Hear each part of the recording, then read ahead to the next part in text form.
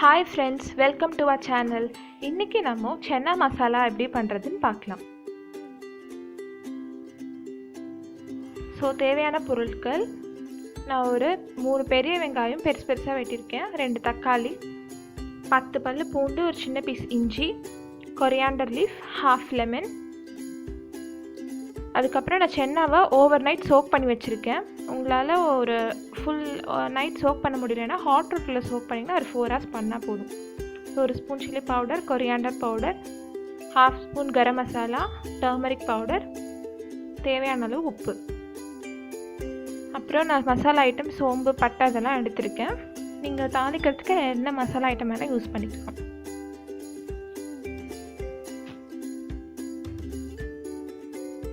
நம்ம ஃபஸ்ட்டு கடலை வேக வச்சிடலாம்.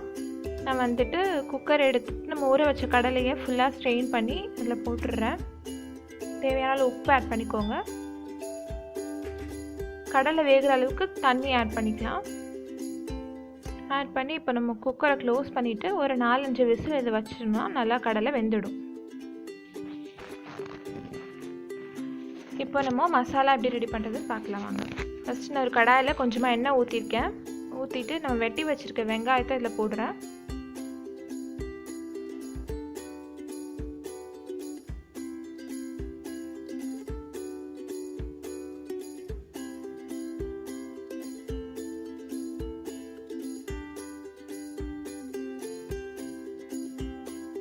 நம்ம இனிஷியலாகவே இந்த வெங்காயத்துக்கு கூட கொஞ்சம் உப்பு ஆட் பண்ணிட்டோம் அப்படின்னா இந்த வெங்காயம் வந்து சீக்கிரமாக வசங்கும். ஸோ தேவையான அளவு உப்பு ஆட் பண்ணிக்கோங்க.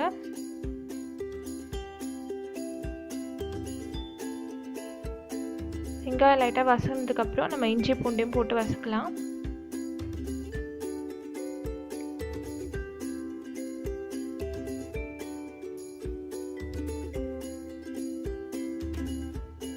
இது கூட நம்ம வெட்டி வச்சுருக்க தக்காளியும் போட்டுடலாம். இந்த வெங்காயம் தக்காளி இதெல்லாம் நம்ம அரைக்க தான் போகிறோம், அதனால தான் நம்ம வந்து பெருசாக வெட்டி எடுத்துருக்கோம். சின்னதாக வெட்டணும்னு அவசியம் இல்லை.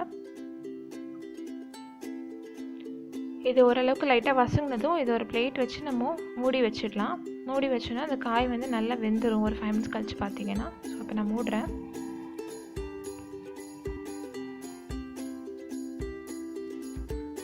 இப்போ பாருங்கள் நல்லா வெந்துருச்சு.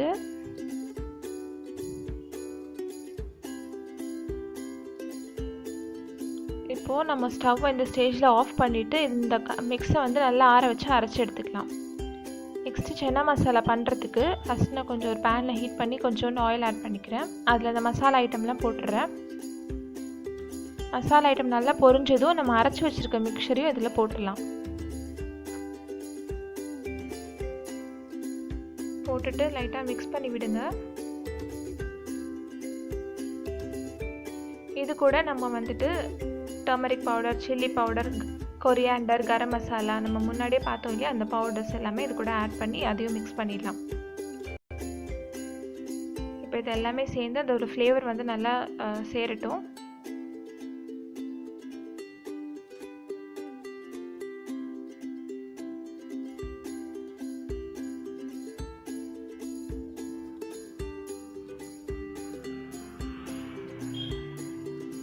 இப்போ நம்ம இந்த மிக்சர் வந்து ஓரளவுக்கு கொதிச்சதுக்கு அப்புறமா நம்ம இது கூட வேக வச்ச சென்னாவையும் ஆட் பண்ணிக்கலாம்.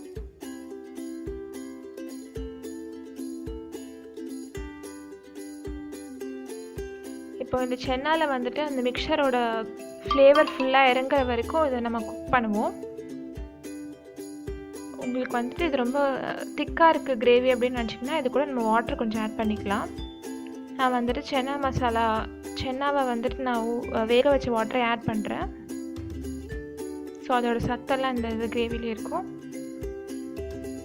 இப்போ நல்லா கொதி வந்துருச்சுன்னா அவ்வளோதான், நம்ம சென்னா மசாலா ரெடி ஆகிடும். பார்த்தீங்கன்னா நல்லா கொதிச்சு நல்லா கலர் வந்துருச்சு. அவ்வளோதான், நம்ம chana masala ready. It is ready to serve.